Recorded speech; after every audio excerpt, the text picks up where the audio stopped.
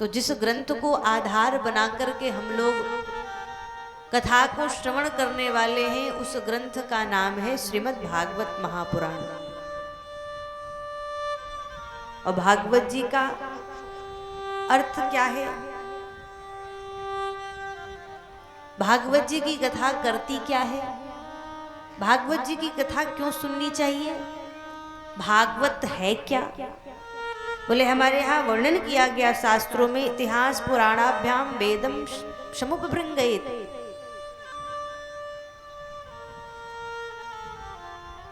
इतिहास और पुराण के समुपभृंगण के लिए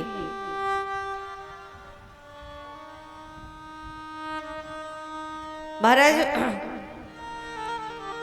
इतिहास हमारे यहाँ दो है, रामायण और महाभारत। विश्व का सबसे प्राचीन इतिहास क्या है? बोले रामायण और महाभारत, ये विश्व का सबसे प्राचीन इतिहास है। और पुराण कितने हैं? बोले पुराण है 18। 17 पुराण की रचना वेद व्यास जी महाराज ने पहले की। सबसे अंतिम पुराण है श्रीमद् भागवत महापुराण। 18वां पुराण है भागवत महापुराण। इन पुराणों की रचना कहां से हुई? बोले वेद से ही इतिहास की भी रचना हुई है और पुराण की रचना भी वेद से ही हुई है। क्योंकि वेद को पढ़ना, वेद को समझना सबके बस की बात नहीं है। वेद की भाषा बहुत ही कठिन है, सब इसको पढ़ नहीं सकते, सब इसको समझ नहीं सकते। तो उसी वेद का सरलीकरण श्री वेद व्यास जी महाराज ने इतिहास और पुराण के रूप में कर दिया, ताकि सभी लोग इतिहास के माध्यम से अर्थात महाभारत को श्रवण करें, रामायण को श्रवण करें और पुराण के माध्यम से श्रीमद् भागवत महापुराण की कथा को श्रवण करके हृदयंगम करें। वेद क्या है? बोले वेद पुराण पुरुषोत्तम पूर्ण ब्रह्म परमात्मा का श्वास है। जाकी सहज श्वास श्रुतिचारी, सो हरि पढ़ यह कौतुक भारी। वेद क्या है? बोले भगवान का श्वास ही वेद है। और उसी वेद का समुपभृंगण हुआ है इतिहास और पुराण के रूप में। जैसे भगवान सनातन है, पुरातन है, अनादि है, ऐसे ही वेद भी सनातन है, पुरातन है, अनादि है। और उसी वेद का एक अंश है श्रीमद् भागवत महापुराण। अच्छा, भागवत कहते किसे हैं? बोले भागवत जी के कई अर्थ हैं, ध्यान से सुनिएगा।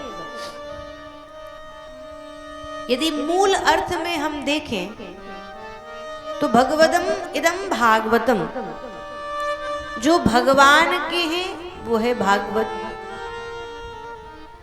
जो भगवान के द्वारा कहा गया है वो है भागवत। भगवान के भक्तों को भी भागवत कहते हैं। जो भगवान के भक्त होते हैं उनको भागवत कहा जाता है। और ये भागवत की कथा बोले हमें भगवान का बना देती है। दुनिया का बन के तो हमने बहुत देख लिया, भगवान का बन के देखो। हमारे यहाँ कहा गया है, बोले भगवान का बनने में ही सर्वविध कल्याण है हमारा। ठाकुर जी के बन के देखो। तो हम ठाकुर जी के बने कैसे? बोले ठाकुर जी की कथा ही हमें ठाकुर जी का बना सकती है। भागवत की कथा हमें भगवान का बना सकती है। भागवत जी का दूसरा अर्थ क्या है? बोले भगवता प्रोक्तम भागवतम, जो भगवान के द्वारा कहा गया हो वो है भागवत। जिसको स्वयं भगवान ने कहा हो वो है भागवत। सबसे पहले भगवान श्रीमन नारायण ने चतुश्लोकी भागवत जी का दान ब्रह्मा जी को किया, ब्रह्मा जी ने नारद जी को किया, नारद जी ने श्री वेद व्यास जी महाराज को किया, और वेद व्यास जी महाराज ने उसी चतुश्लोकी भागवत से 18,000 श्लोकों का सुंदर संहिता अर्थात श्रीमद् भागवत महापुराण को तैयार कर दिया। भागवत जी में 4 अक्षर है, भा ग व त। बोले इन 4 अक्षरों का अर्थ क्या है? बोले भ माने भक्ति, ग माने ज्ञान, व माने वैराग्य, और त माने बोले स्थापित करना। त विस्तारे धातु है, अर्थात जो हमारे हृदय में भव से भक्ति, ग से ज्ञान, व से वैराग्य को स्थापित कर दे, वो है श्रीमद् भागवत महापुराण, जिसकी कथा श्रवण करने मात्र से जीवन में भक्ति आती हो, जीवन में ज्ञान की प्राप्ति होती हो, जीवन में वैराग्य की प्राप्ति होती हो, वो है श्रीमद् भागवत महापुराण। ऐसे भागवत जी के महात्म का वर्णन प्रथम दिवस की कथा में किया जाता है। आइए हम सभी आज के महात्म में प्रवेश करें। महात्म का मतलब क्या होता है? बोले महिमा। किसी भी ग्रंथ की कथा को सुनने से पहले उस ग्रंथ की महिमा को सुनना चाहिए। इस ग्रंथ की महिमा क्या है? ये भागवत जी की कथा सुनने से हमें मिलेगा क्या? भागवत जी की कथा हम क्यों सुने? देखो भैया, ये कलयुग है और कलयुग के लोग बिना लाभ के कोई काम नहीं करते हैं। जब तक लाभ नहीं होगा तब तक कलयुग के प्राणी एक कदम आगे नहीं बढ़ाएंगे। तो इस भागवत जी की कथा में आने वाले लोग भी यही सोच रहे होंगे कि भागवत की कथा सुनने से हमें क्या लाभ मिलेगा। तो इसी बात का प्रतिपादन इस महात्मा जी की कथा में किया गया है। भागवत जी के महात्म को 3 ग्रंथों में वर्णन किया गया, पद्म पुराण, स्कंद पुराण और वायु पुराण में। पद्म पुराण के अंतर्गत जिस महात्म का वर्णन किया गया है उसी महात्म को हम आप सभी आज श्रवण करेंगे। भागवत जी के महात्म के प्रथम अध्याय के प्रथम श्लोक में श्री वेद व्यास जी महाराज बड़ा सुंदर वर्णन करते हैं। सच्चिदानंद रूपाय विश्वोत्पत्त्यादि हेतवे तापत्रय विनाशाय श्री कृष्णाय वयं नमः। तापत्रय विनाशाय श्री कृष्णाय वयं नमः। वेद व्यास जी महाराज ने प्रणाम किया। किसको प्रणाम किया? बोले जो सतघन चितघन आनंद घन परमात्मा है उनको प्रणाम किया। श्री कृष्णाय वयं नमः।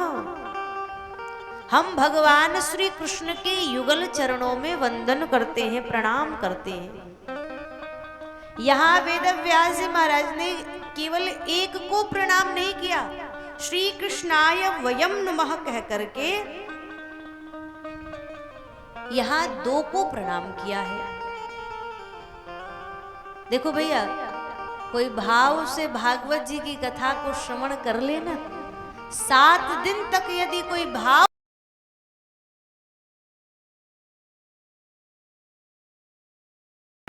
कि 8वें दिन आपके हृदय में श्री राधा रमन लाल जी प्रकट हो जाएंगे। और 8वें दिन की बात हम क्यों करें? यदि भाव से आज ही आप कथा श्रवण कर लो ना, तो कल से ही आपको हृदय में ठाकुर जी दिखाई देने लगेंगे। बस इतना शर्त है कि कथा को भाव से श्रवण करिए, प्रेम से श्रवण करिए। जाने बिन न होई परतीति, बिनु परतीति होई नहीं प्रीति, प्रीति बिना नहीं भक्ति दृढ़ाई, जिमि खगेश जल की चिकनाई। देखो भैया, किसी को जाने बिना प्रेम नहीं होता है, और जब तक प्रेम नहीं होगा जाने बिन न होई प्रतीति, बिन प्रतीति होई नहीं प्रीति, प्रीति बिना नहीं भक्त दृढ़ाई। बिना प्रेम के विश्वास नहीं होता और बिना विश्वास के भक्ति में दृढ़ता नहीं आती है। भक्ति का प्रारंभ कहाँ से होता है? बोले सबसे पहले जानने से होता है। जाने, क्या जानना है? बोले 3 बातें जानना बहुत जरूरी है। हम जिससे संबंध जोड़ने जा रहे हैं, हमारा जिससे प्रेम है, उसका स्वरूप क्या है, उसका कर्म क्या है और वो हमारे लिए कितना उपयोगी है। इन 3 बातों को जानना अत्यंत आवश्यक है। कृष्ण का स्वरूप क्या है, कृष्ण का कर्म क्या है और भगवान श्री कृष्ण हमारे लिए कितना उपयोगी है। किसी से भी रिश्ता जोड़ने से पहले, प्रेम स्थापित करने से पहले इन 3 बातों को जान करके फिर उससे प्रेम स्थापित करिए। क्योंकि एक बार संबंध जुड़ जाए तो उसके बाद तोड़ना नहीं चाहिए, उसको निभाने का प्रयास करना चाहिए। तो संबंध अच्छे से निभे, इसके लिए पहले ही ये 3 बातों को जान लो कि वो जिससे हम प्रेम कर रहे हैं, संबंध जिससे हमने जोड़ा है, उसका स्वरूप क्या है, उसका कर्म क्या है, वो हमारे लिए कितना उपयोगी है। बोले भगवान कृष्ण का स्वरूप क्या है? बोले सच्चिदानंद रूपाय, वो सद्घन, चिदघन और आनंद घन है।